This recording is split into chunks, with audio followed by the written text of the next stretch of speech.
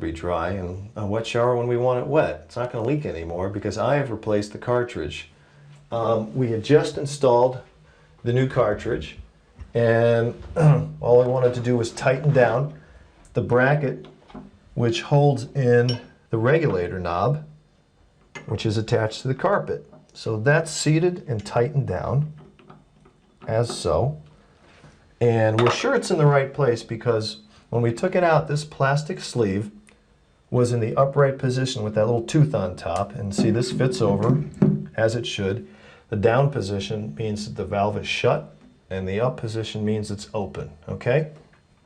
So we got that in the right spot. Now, let's just put on the escutcheon and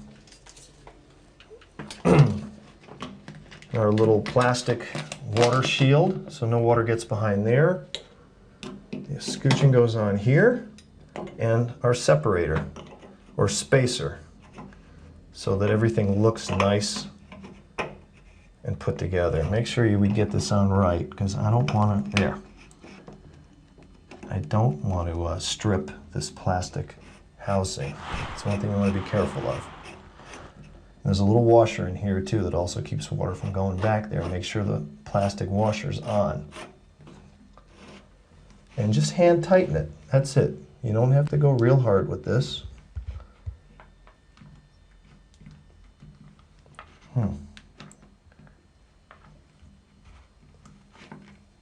There we go.